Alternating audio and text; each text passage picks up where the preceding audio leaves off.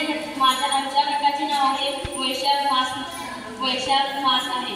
माझे नाव अंतरा शशिकांत सावंत। मी परशुराम विद्यामंदिर गगनबावडा येथे इयत्ता 8वी मध्ये शिकत आहे। ज्ञानप्रबोधिनी छात्रप्रबोधन मार्फत केलेल्या दिनदर्शिकेमधील जुलै महिन्यातील सर्वोत्कृष्ट सांस्कृतिक प्रसंग यामध्ये आम्ही सहभागी झालो आहोत। या दिनदर्शिकेमधील अवघाची समजण हा आमचा अभंग आहे। हा अभंग पूजनीय संत ज्ञानदेव यांनी लिहिलेला आहे। संत ज्ञानदेव हे महाराष्ट्राच्या महान संतांपैकी एक होते। ते महाराष्ट्रातील एक योगी तत्वज्ञानी आणि संत कवी होते।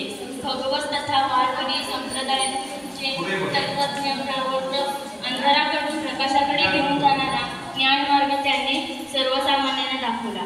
त्यांनी योगसाधनाने आपले प्रभुत्व सिद्ध केले। आता या संत ज्ञानदेव यांनी लिहिलेल्या अभंगाचा मी थोडक्यात अर्थ सांगत आहे। अवघाची संसार सुखाचा घडील आनंदे घडील तिन्ही लोक। संसार हा दुःख स्वरूप असून माऊली म्हणतात। तो संसार मी सुखाचा घडील। या संसार हा ज्या ब्रह्मस्वरूपावर मिथ्या फासलेला आहे ते ब्रह्मस्वरूप आहे आणि मिथ्या पदार्थ अधिष्ठान रूप असतो। या दृष्टीने संपूर्ण संसार ब्रह्मस्पद आहे। असे मी ज्ञान संपादन करून संसार सुखाचा रूप करीन। जाईल लगे माये दया पंढरपुरा पेटेन माहेरा आपुलिया। इतकेच काय त्रैलोक्य ब्राह्मण स्वरूप आहे।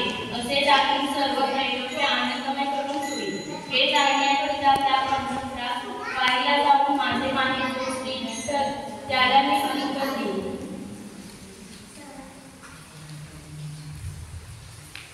सर्व सुकृतांचे वळण लागीन शेमणी देईन पांडुरंगी।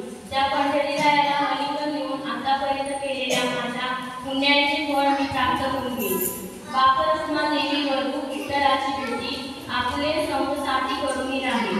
माझे पिता व रखुमा देवीचे पती जे श्री विठ्ठल त्यांच्या भेटीला आतापर्यंत जे जे भक्त केले त्यांनी आपलेसे करून सोडले। म्हणजे तो भक्त परमात्मा होतो असे माऊली म्हणतात। आता आपण आजच्या काळात या अभंगाचा उपयोग काय घेऊया। या अभंगाचा आजच्या काळातील संदेश हाच आहे की मनुष्याने